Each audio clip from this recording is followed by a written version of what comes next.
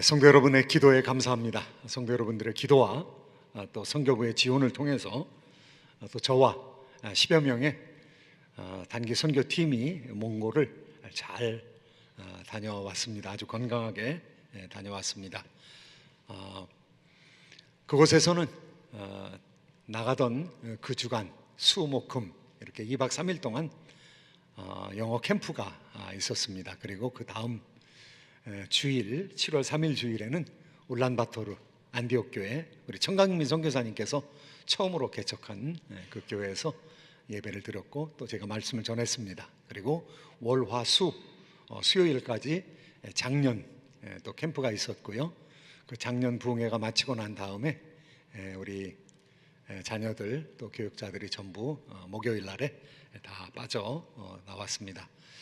또 다른 팀은 베트남 캄보디아 팀이 아주 피곤한 가운데서도 주의 사역을 잘 마치고 이제 임무를 담당을 했다는 그런 소식을 들었습니다. 몽고에 교회가 세워진 것은 23년입니다. 그리고 몽고의 선교사님이 파송된 곳은 지금으로부터 25년, 햇수로 25년 전입니다. 1992년에 선교사님이 파송되셨고요.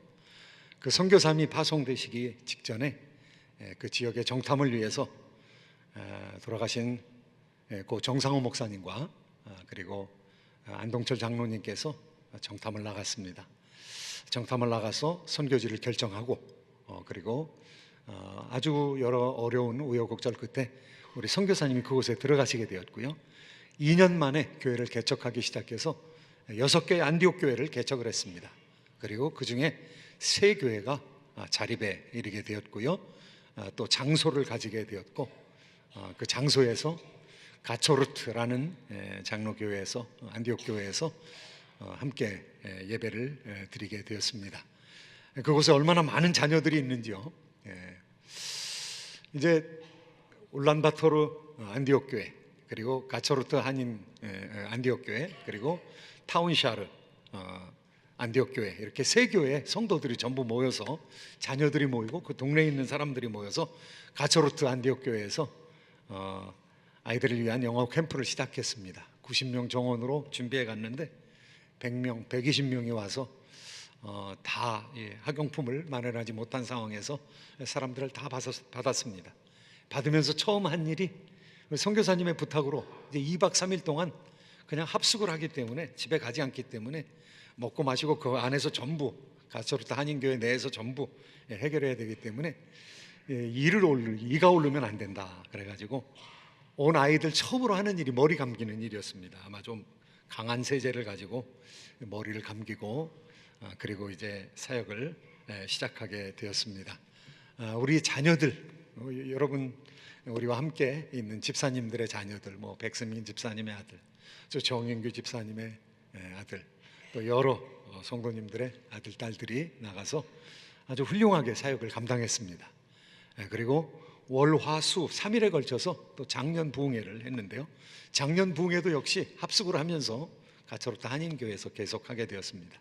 저는 월요일 날 설교를 했고요. 월요일 날 7월 4일이 그 안디옥 교회 23년 기념주일이기 때문에 그곳에서 케이크를 자르고 거기 있는 성도들과 함께 기뻐했습니다.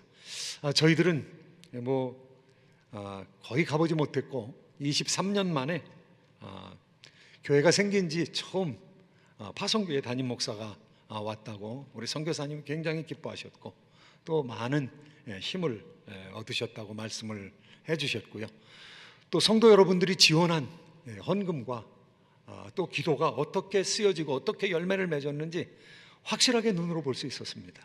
참 선교사님 부부를 보내고 저들을 지원하는 것이 우리가 많은 돈을 지원하는 것도 아니지만은 저희들의 기도와 지원을 통해서 거기에 초롱초롱한 그 믿음의 후대들이 일어나는 것과 그리고 여러 어려운 상황에서도 우리 집사님들 견고하게 서 있는 것과 그리고 믿음으로 철저하게 훈련을 받은 사람들이 교회를 지키고 있는 것을 볼 때 얼마나 감사했는지 모릅니다. 하나님께서는 선교사님 부부를 통해서 그 땅에 떨어진 씨앗이 되게 하시고 그 썩어진 미라를 통해서 많은 사람들, 구원받은 백성들을 일으키는 것을 보았고요. 그리고 그 안디옥 교회에서 파송한 선교사님이 미국으로 왔습니다. 미국 시카고에서 근 300명에 이르는 몽고 사람들의 교회를 건립하면서 사역하고 있는 것을 볼 때 참 하나에 떨어진 씨앗이 또 다른 곳으로 튀어서 생명의 열매를 맺는 것을 보고 참 감사했습니다. 선교사님과 많은 얘기를 나누면서 고통스러웠던 일을 들어주면서 또 우리 교회의 사정도 얘기하면서 치유의 시간을 가졌습니다. 선교사님과 말씀하는 가운데 여기도 홍수의 흔적이 있냐 그랬더니 있다고 고비 사막을 말씀을 하시더라고요. 고비 사막이 이 외몽고 아래쪽에 800km에 걸쳐서 사막이 있다고 합니다. 그런데 그 800km에 걸쳐서 있는 사막 가운데 작은 그랜드 캐년이 있다고 합니다. 리틀 그랜드 캐년이 있는데 어떤 사람은 아시아의 그랜드 캐년이다. 수평에 이 지층이 있는 계곡들이 형성이 되어 있고요. 그 계곡들 속에서 공룡의 화석이 나온다는 것입니다. 그리고 공룡의 알들이 나온다는 것입니다. 그래서 하나님의 홍수의 흔적이 그곳에도 있다. 시베리아 남단이고 만주 북쪽인데 그곳에도 홍수의 흔적이 있을 뿐만 아니라 어마어마하게 많은 지하자원, 석탄이 매장되어 있다는 것을 이야기를 들었습니다. 참으로 하나님의 심판의 흔적이, 홍수의 흔적이 그곳에도 존재하고 있구나. 아메리카뿐만이 아니라 아시아에도, 그리고 대한민국에도 어디 가나 홍수의 흔적이 있는 것을 발견할 수 있었습니다. 오늘 하나님의 말씀은 그 홍수 가운데서 하나님께서 이제 새 세상을 허락해 주셨다는 것이죠.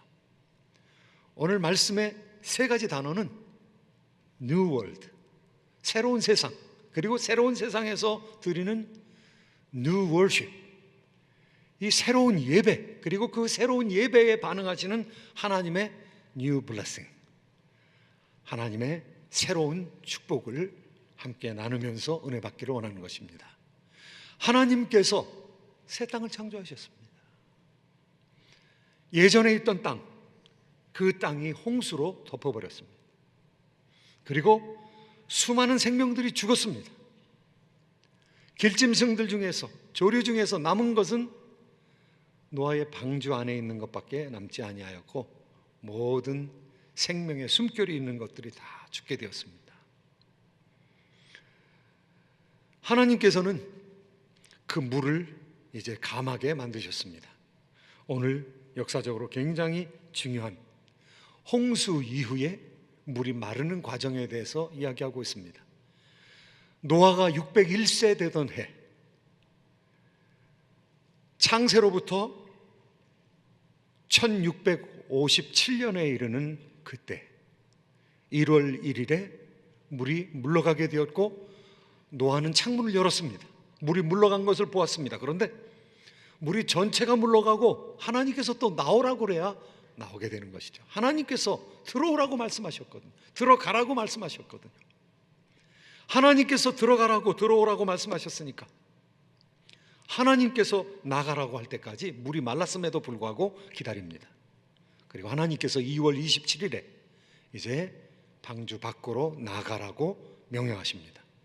너와 내 아내와 그리고 내 아들들과 내 며느리들이 다 나가야 된다. 그리고 나가서 살아야 된다. 그리고 짐승들을 이끌어내라. 저들이 좌우를 알지 못하고 갈 바를 알지 못하니 저들을 이끌어내야 된다. 하나님께서 명령하십니다. 그들을 이끌어내서 그리고 너희들과 함께 새 세상에서 이제 살아야 된다는 것이죠. 하나님께서 주신 새 세상. 어려운 세상이었을 것입니다. 8사람은 홍수 이전의 세상과 홍수 이후의 세상을 함께 체험한 사람들입니다. 홍수 이전의 세상, 삼림이 우거진 세상이었죠. 흙이 보이지 아니할 정도로 산림이 우거지고 과수나무가 번창했던, 비록 가시나무와 엉겅퀴에 의해서 부분적으로 죄의 증상이 나타나긴 하지만 그러나 굉장한 세상이었던 것이죠. 그런데 그 굉장한 세상이 땅 위에 쓸려서 묻히고 홍수에 쓸려서 묻히고 이제 황폐한 세상이 드러나게 되었던 것입니다. 그 황폐한 세상은 커다란 나무가 있지 아니한 세상입니다. 홍수 속에서 큰 나무들이 다 썩어지고 무너지고 떠내려가고 뽑혀지고, 그리고 화석이 되어버리는, 그리고 석탄이 되어버리는 그런 상황이 발생이 됐습니다. 이들이 나왔을 때 이 세상은 수마가 핥히고 간 흔적으로 가득했을 것입니다. 거대한 계곡들이 생겼고, 그리고 높은 산들이 생겼고, 깊은 심해가 생긴 그런 상처로 가득한 세상이었던 것이죠. 그리고 우리가 볼 수 없었던, 그 전에 볼 수 없었던 구름이 떠 있는 것을 보았어요. 그 이전에는 세상이 온난하고 구름에 의해서 비가 온 적이 없거든요. 땅에 충만한 물들이, 그 물들이 솟아나오면서 그 솟아난 물에 의해서 이 세상이, 이리게이션, 이 물이 공급되어지는 그런 놀라운 그 좋은 세상을 가지고 있었는데, 그런 세상이 이제 황폐해지게 된 것이죠. 비가 와야 초목들이 자랄 수 있는 그런 상황이 된 것이죠. 그러나 하나님께서는 그 새로운 땅에서도 말씀하십니다. 비록 이렇게 황폐한 땅이지만 이 황폐한 땅이 다시금 초목들로 덮이게 될 것이다. 그리고 이제 이 황폐한 땅에서 동물들이, 이끌려 나간 동물들이 생육하고 번성하리라. 오늘 하나님 말씀 한번 같이 읽어보시도록 하겠습니다. 15절, 16절, 17절 말씀 함께 읽겠습니다. 시작.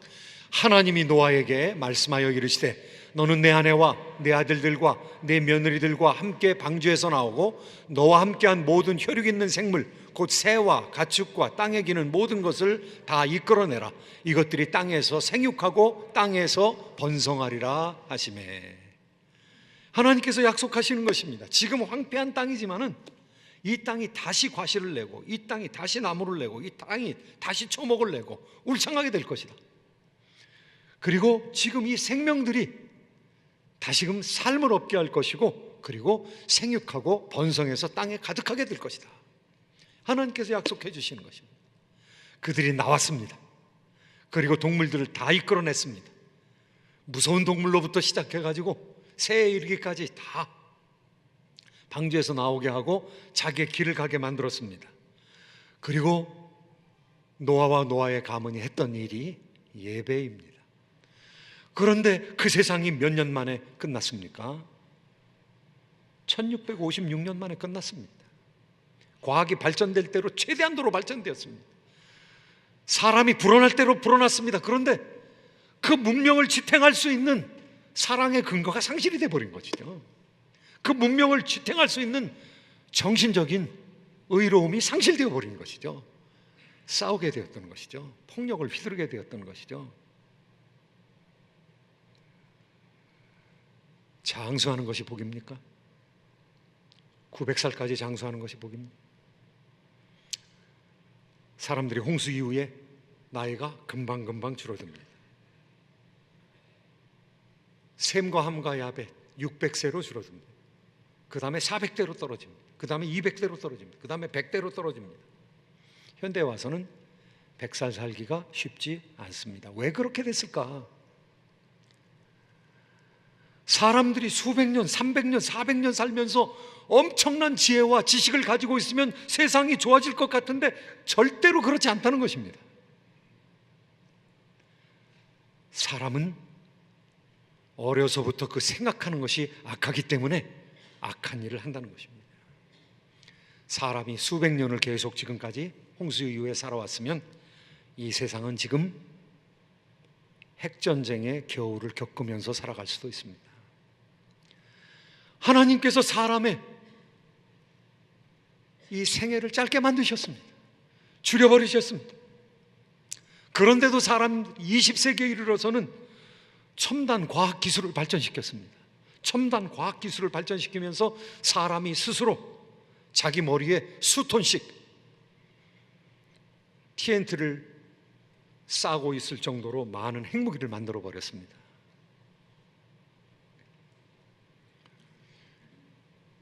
김정은이라는 정치 지도자는 계속해서 무기를 개발하는데요, 계속 개발하고 있는 것이 핵무기입니다. 그리고 핵투발 수단을 계속 개발하고 있습니다. 핵투발 수단 중에서 SLBM에 마구 매달리고 있습니다. SLBM은 서브마린 론치드 발리스틱 미사일입니다. 잠수함에서 발사되어지는 핵무기. 그 잠수함에서 발사되어지는 핵무기는 사드의 통제권 안에 들어오지 않습니다. 바다로 항해하기 때문에. 그리고 바다에서 항해하면서 목표지에 핵을 쏘아버리면 그거 막기 너무 힘든 것이죠. 태평양 바다 깊이 나와가지고 거기서 핵을 투발한다면 그거 막기 힘든 것이죠. 이 사드로 감당할 수가 없는 상황이 되는 것이죠. 사람들이 가지고 있는 지혜가 많아지면 행복해진다. 이 천만의 말씀이죠. 사람들이 가지고 있는 소유가 많아지면 행복해진다. 이거 천만의 말씀이죠. 먼 곳 사람들의 심성이 나을 것 같습니까? 한국 사람들의 심성이 나을 것 같습니까? 저는 먼 곳 사람들의 심성이 좀 낫다고 생각합니다. 때가 좀 덜 묻었다고 생각합니다. 대한민국은요, 먼 곳 사람보다 10배는 더 잘 삽니다. 그런데 대한민국에 만족이 있습니까? 대한민국의 사랑이 그만큼 많습니까? 대한민국의 사람들이 우리 blessed, we are so blessed, 우리 축복 많이 받았다, 하나님께 영광 돌리면서 살자, 그렇게 살아갑니까? 그렇게 살지 않습니다. 성경에서 얘기하는 축복의 개념이 다릅니다. 성경에서는요, 이스라엘 백성들을 광야로 이끌어내서, 이스라엘 백성들은 고민이죠. 그곳 애굽의 그 잘 먹고 잘 살던 곳, 부추가 있고 양파가 있고 마늘이 있던, 그리고 갈고리로 고기를 꺼내서 그 삶은 고기를 먹을 수 있었던 그 시절이 그립습니다. 그런데 하나님께서는요, 너희들이 만나와 메추라기를 먹는 것이, 그것이 풍족한 식물을 하지만 그것이 내 사랑이다, 이렇게 얘기하는 겁니다. 그리고 광야에 시내 산에 이끌려가서 그곳에서 말씀을 받는 것이, 너희가 이것이 은혜다라고 얘기하는 것입니다. 그리고 이제 마침내 가나안을 줄 것인데, 그 가나안 속에 들어가면 젖과 꿀이 흐르는 땅이 시작될 것인데, 거기 가서 나 모른다고 하지 말아라. 가나안 땅이 시험이라는 것입니다. 예수님께서 어떤 유혹을 받으셨습니까? 정말 그것이 유혹입니까? 돌이 변하여 떡이 되게 하라. 이게 얼마나 좋은 것입니까? 떡을 만들어야죠. 이 세상에 떡의 문제가 얼마나 큰 문제입니까? 그런데 예수님 떡을 만들 수 있으시죠? 그런데 사람이 떡으로만 살 것이 아니라 하나님의 입으로 나오는 말씀으로 말미암아 살 것이니라. 그 유혹을 물리쳤다고 그 떡 만드는 것이 유혹이라고 얘기합니다. 그게 시험이라고 얘기합니다. 사탄의 절하기만 하면은 천하만국의 영광을 너에게 주리라, 너에게 주리라. 천하만국의 영광, 그 당시 최고의 영광은 로마의 영광입니다. 제국의 영광. 예수님께서 그 제국의 영광을 제한받으신 것이죠. 그런데 그게 시험이라는 것입니다. 그게 유혹이라는 것입니다. 우리는 거꾸로 생각해야 합니다. 내가 하나님 믿고 연단 받습니까? 내가 하나님 믿고 어려움을 당했습니까? 하나님의 은혜입니다. 하나님의 사랑이 있는 것이죠. 하나님께서 우리를 연단시키셔서 마침내 평강에 이르게 하시려고 그렇게 지금 우리를 인도하고 계신 것이죠. 그러니까 여기에 나오는 거, No Sabbath, No Sabbath, 쉼이 없으리라는 거예요. 인생살이가 쉼이 없으리라는 거예요. 내가 재물을 좀 얻었는가 했는데 집에 자녀들한테 문제가 생기는 거예요. 내가 굉장히 가난하다고 했는데 우리 집에 자녀들이 잘 자라주고 있는 것입니다. 내가 많은 것을 얻었는데 내가 병드는 것입니다. 하나님께서 그냥 놔두지 아니하신다는 거예요. 왜냐하면 우리를 너무 사랑하시기 때문에, 우리의 영혼을 사랑하기 때문에. 여러분, 실패 없이 승승장구한 사람을 보았습니까? 그 인격에 망조가 들었습니다. 교만하기가 이를 데가 없습니다. 연약한 사람들 전혀 생각해 주지 않습니다. 하나님 아버지의 긍휼로 사람들을 바라보지 않습니다. 비행기 타면서 신문을 한 장 꺼내 들었어요. 신문을 보았습니다. 신문에 한국에서 커다란 뉴스 중에 하나는 교육공무원, 고위층에 있는 교육공무원이 한 얘기가 그냥 신문에 쫙 퍼졌습니다. 그런데 이 민간인들은 개와 돼지같이 여겨야 된다는 것이. 그 사람 어떤 사람입니까? 그 사람은 잘 교육받은 사람일 겁니다.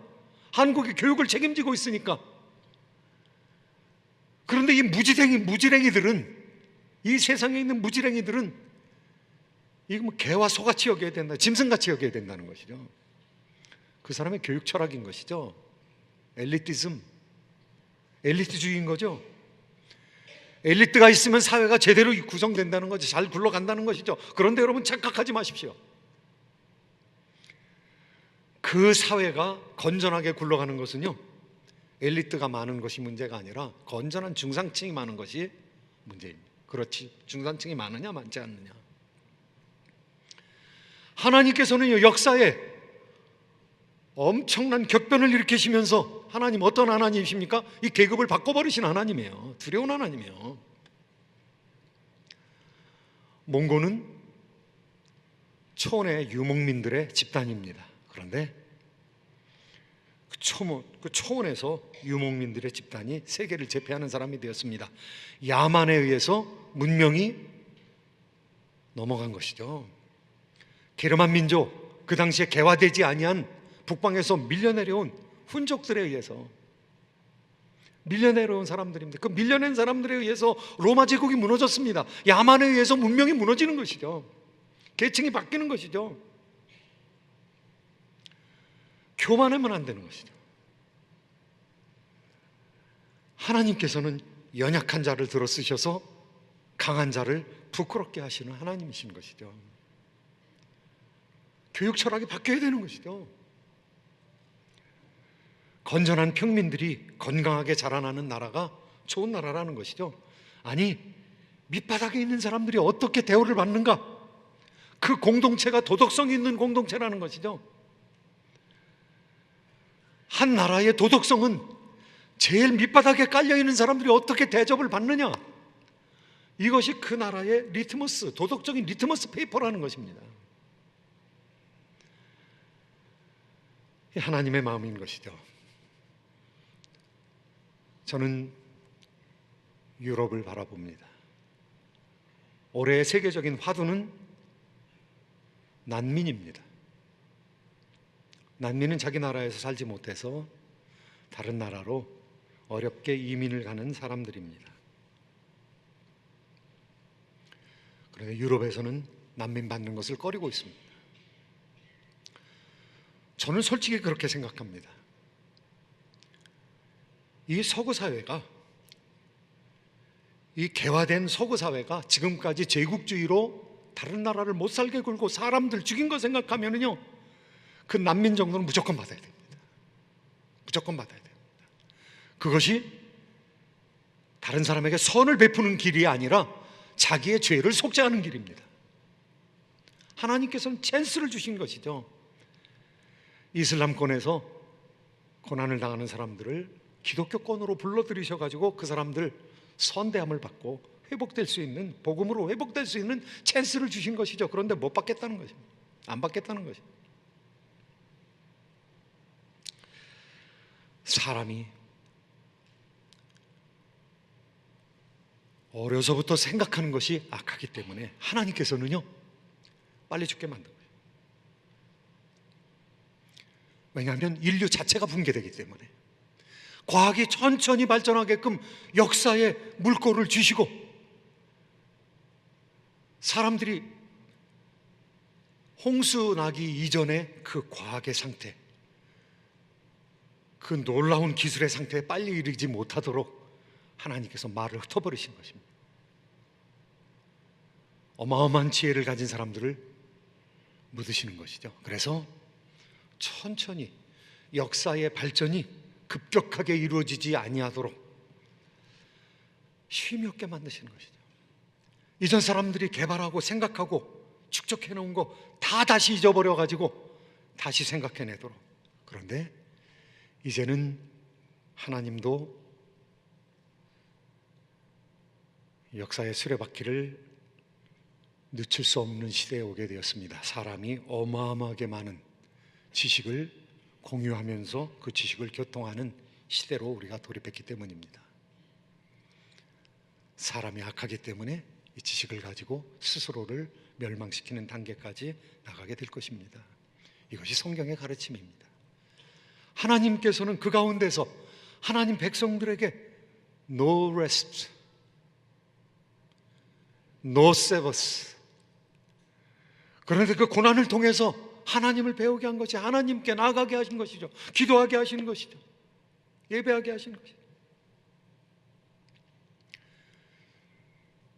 하나님께서는 역사의 흐름을 주관하신 분으로서 망가지지 아니하고 인간이 역사를 영위해 갈 수 있도록 그 속도를 제한하신 것이죠. 그것이 축복입니다. 고난당한 것이 내게 유익이라 내가 이로써 주의 율례를 알게 되었나이다. 고난을 통해서 사람을 훈련시키고 계신 것이죠. 오늘 하나님의 말씀은 우리에게 몇 가지를 강조하고 있습니다. 첫 번째, 예배드려야 된다. 장소가 바뀌었을 때, 우리가 이사했을 때, 우리가 회사를 다시 시작할 때, 새로운 교회당을 지었을 때 하나님 앞에 예배하면서 나가라는 것이죠. 사람이 새로 세워질 때, 내가 직분을 받았을 때 하나님께 예배하면서 감사하면서 나가라는 것이죠. 또 특별한 시간이 왔을 때 25주년, 30주년, 40주년, 50년 특별한 시간이 왔을 때 하나님 앞에 먼저 예배드리고 나가라는 것이죠. 우리가 하나님의 복을 받았을 때, 구원을 받았을 때 예배드리고 나가라는 것이죠. 예배드리는 것이 무엇입니까? 이것은 끊어진 고리를 회복시키는 것이거든요. 하나님과의 끊어진 고리를 회복시키는 것이거든요. 하나님과 끊어진 고리를 회복시키는 것이 예배를 통해서 하나님께서 축복해 주시겠다는 것이거든요. 문명이 있지만은 사랑의 고리가 끊어진 문명이 얼마나 많은지 모릅니다. 우리가 살던 대한민국, 사랑의 고리가 끊어진 그런 상황에서 살고 있는데 어떻게 회복될 수 있습니까? 그 고리를 다시 연결시켜야 되는데 먼저 하나님께 돌아가야 되거든요. 예수님께서 사랑의 고리가 되셨습니다. 그래서 하나님과 사람 사이를 예수님께서 고리를 만드셔서 묶어주신 것이죠. 그리고 예수님께서 말씀하십니다. 너희들이 서로 사랑하면 너희가 내 제자인 줄 알리라. 새 계명을 주노니 너희가 서로 사랑하라. 사랑의 고리를 만들어 가라는 것이죠. 그래서 가정을 회복시키라는 것이죠. 부부관계가 회복돼야 된다는 것이죠. 사랑의 고리로 연결돼야 된다는 것이죠. 이어서 자녀들이 연결돼야 된다는 것이죠. 그리고 성도들이 모여서 서로 사랑함으로 고리가 연결돼야 된다는 것이죠. 끊는 것이 아니라 연결이 돼야 된다는 것이죠. 그리고 너희들이 나가서 사랑을 전하는데 세상 끝까지 나가서 사랑을 전하라. 참으로 사랑하는 성도 여러분, 훌륭하셨습니다.